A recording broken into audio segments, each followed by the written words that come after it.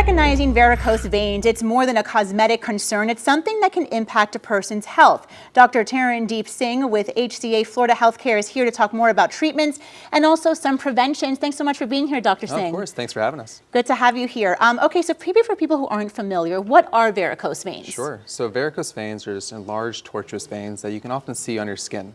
Most people will notice them but not think too much of them. But they're really more of a symptom and a clinical manifestation of an underlying disease process called chronic venous insufficiency.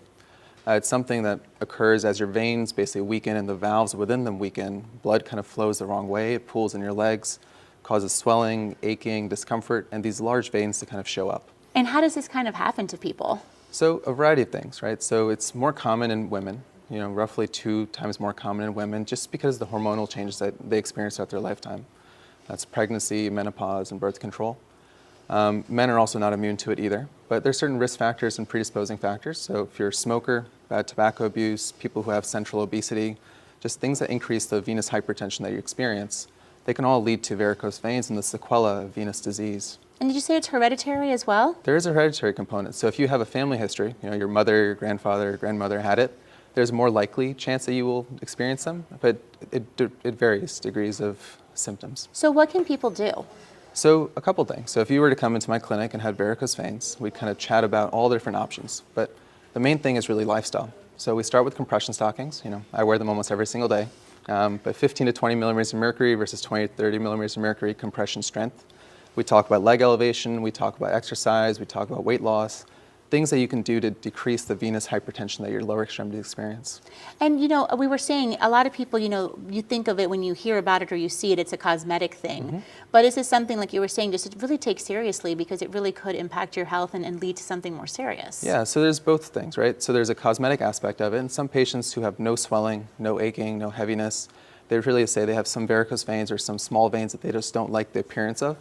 And we treat those differently. We can close those down with little sclerosant medications to take them away. Mm-hmm. But the more serious concern is that if you let venous insufficiency stay untreated, without compression, without elevation, without weight loss, you can lead to increased swelling, some discoloration of your skin, and sort of the worst sequela is your skin can kind of stretch thin and wounds can form. And then we sort of end up chasing after it and having to treat wounds which are much more serious. So I know you mentioned the compression socks and weight and smoking and lifestyle. What about sitting down for a long time if you're in an office and your job is behind a desk for a while? That's a huge part of it. So sitting in jobs that require long periods of sitting or long periods of standing in one's position often lead to a higher risk of venous insufficiency forming. That's the reason why I know we've kind of chatted a bit about standing desks and how their impacts on health. And it's great. It reduces the strain on your back, it reduces the strain on your legs, it also requires you to shift back and forth from time to time. So there's a lot of benefits that can come from just improving your circulation from standing.